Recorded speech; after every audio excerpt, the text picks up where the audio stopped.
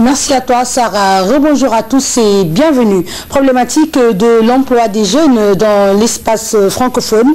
La question était au programme du deuxième jour du colloque organisé par le comité scientifique du 15e sommet de la francophonie. L'objectif de ces rencontres, impulser la dynamique d'échange entre les ressortissants des pays membres de l'organisation à quelques mois du sommet prévu à Dakar. Compte rendu à Hamid Diop.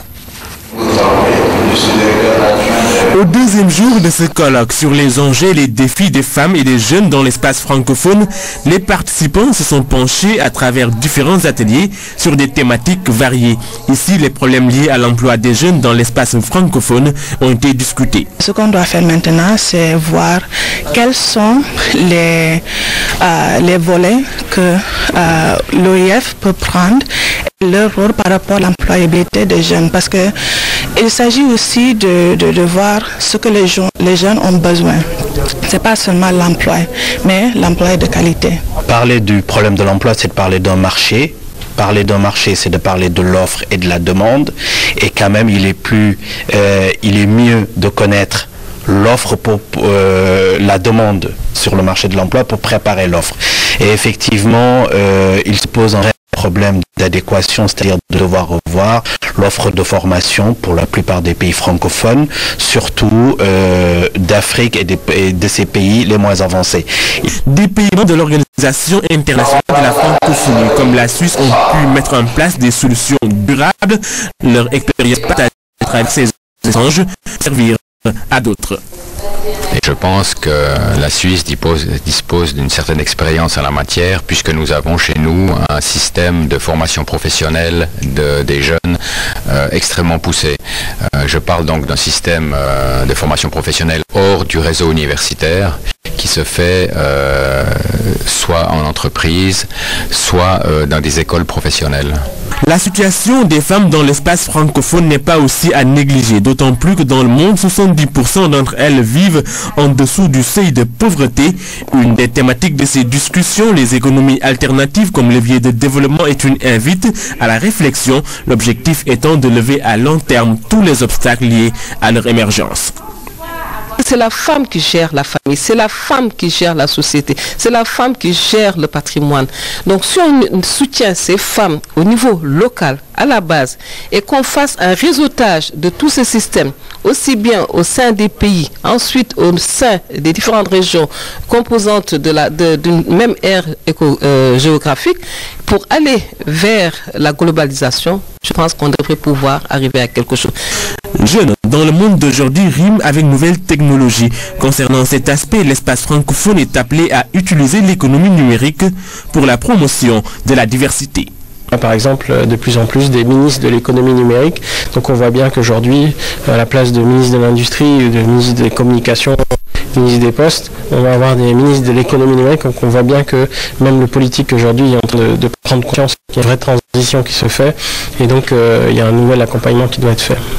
Ce colloque jouera un rôle important et que ce colloque attirera les décideurs sur les décisions à prendre futures en faveur de cette force montante qui sont en fait les femmes et les jeunes dans l'espace francophone. D'autres questions sur la mobilité, la santé et le sport dans l'espace francophone ont mobilisé les participants. Toutes les propositions seront restituées lors de la séance plénière prévue au 3e jour de ce colloque. C'est pour les postes à l'autre. Sachez au passage que le Sénégal n'a pas de candidat pour le poste de secrétaire général de la francophonie. L'État qui garde sa position de neutralité en appelle tout de même un consensus autour de cette candidature. Pèlerinage à la Mecque, le ministre de la Santé invite l'équipe médicale à privilégier les soins plus que toute autre activité. Le professeur Eva Maricole Sec a rencontré les membres de la commission médicale pour le pèlerinage, à qui elle a rappelé l'importance de l'accompagnement, de l'encadrement plutôt sanitaire pour les pèlerins 24 heures sur 24. Omar Diaw. Le pèlerinage au lieu saint de l'islam est une épreuve à la fois spirituelle et physique. Beaucoup d'efforts sont attendus de tous les pèlerins, mais aussi du personnel d'encadrement sanitaire. Don de soi et abnégation sont requis. Même parfois oublier qu'on est nous-mêmes des êtres humains. Il faut qu'on se dise On est là pour aider les gens, on est là pour faire pour le mieux.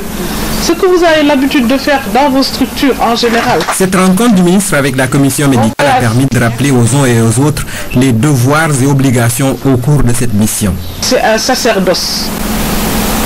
Et c'est un choix, moi je pourrais même dire divin. Combien de personnes veulent aller aujourd'hui à l'encadrement, faire partie de l'équipe? On a eu des choix cornéliens. Le ministre a exhorté l'équipe sanitaire à un travail consciencieux pour espérer la satisfaction des pèlerins et celle du Tout-Puissant. Da ngeen fa nekk pour jaamu yàlla yàlla moo leen di gis loo leen mënti def itam dina xam ni yéen a ngi def loo xam ne moom moo ko gënal sax mooy toppatoo askan wi. Pour dire que on peut faire son pèlerinage tout en faisant très bien aussi son travail. On se prépare à faire face à tout problème de santé qui arriverait à se manifester au cours de ce marathon particulier. La commission médicale donc invitée à l'encadrement sanitaire des pèlerins 24 heures sur 24.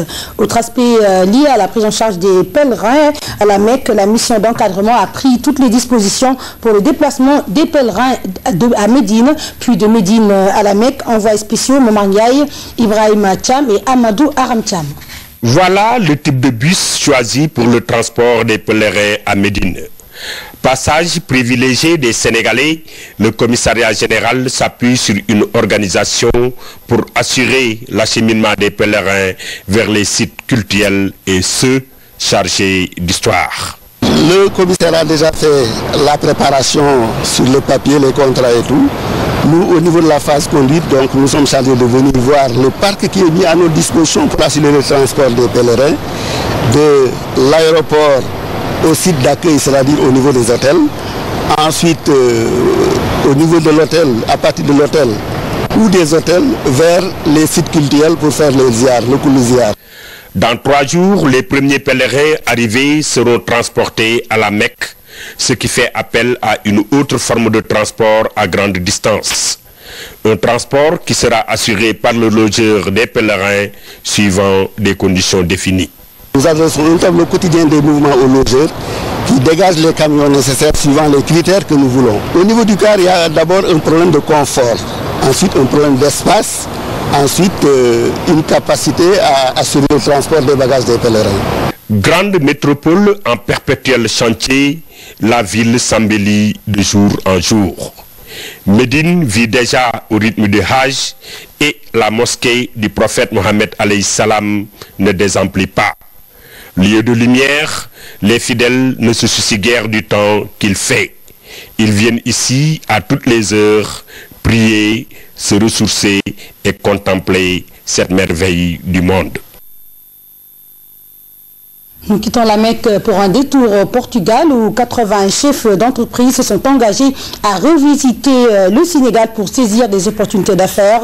Le contact entre industriels portugais et sénégalais est renoué grâce aux rencontres B2B organisées par le FOGECA à Lisbonne puis à Porto, à Basso. La Chambre de commerce et d'industrie de Lisbonne, lieu de rencontre entre industriels sénégalais et portugais, une trentaine de chefs d'entreprise a pris part à ces moments de promotion de la destination Sénégal. Ils ont décidé d'aller à la conquête de notre marché. Nous avons commencé à travailler le marché du Sénégal qui c'est très intéressant et nous avons participé dans la foire de la FIDAC avec 30 entreprises portugaises qui s'est très intéressées pour l'établissement des contacts avec les deux pays. Cette même volonté est aussi notée du côté de la délégation conduite par le président du FOGECA. Faut-il rappeler les conditions préalables pour accéder au marché du Portugal? Les entreprises doivent être plus professionnelles dans ce sens et être plus pragmatiques. Parce que les Portugais allaient très vite. Comme vous le savez, aujourd'hui, ils sont intéressés par le marché africain et particulièrement le Sénégal pour les avantages comparatifs que présente notre pays. Et je pense que notre secteur privé doit capter cet intérêt-là et profiter pour mieux connaître le marché portugais. Le Sénégal et le Portugal sont liés par une commission mixte, une commission qui a créé les conditions favorables entre nos deux pays dans les domaines de la construction, de l'alimentation et de la technologie. Autre lieu de rencontre à Porto, c'est plus d'une cinquantaine d'industriels qui ont participé à ces rencontres B2B. Et pour voir les opportunités d'affaires au Sénégal, ces chefs d'entreprise vont prochainement participer à la foire internationale de Dakar et au forum du FOGECA de janvier 2015.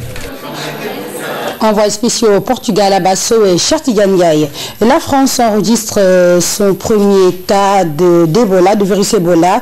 La patiente a été rapatriée hier jeudi pour être soignée dans un hôpital parisien, comme vous le voyez sur ces images. Au début de l'apparition du virus Ebola en Afrique de l'Ouest, la France avait déconseillé à ses ressortissants de se rendre dans les pays où l'épidémie se développe. Cette Française contaminée est une jeune volontaire de Médecins sans frontières qui était en mission au Libéria. Fin de cette édition. Merci d'avoir été en notre compagnie. Je vous souhaite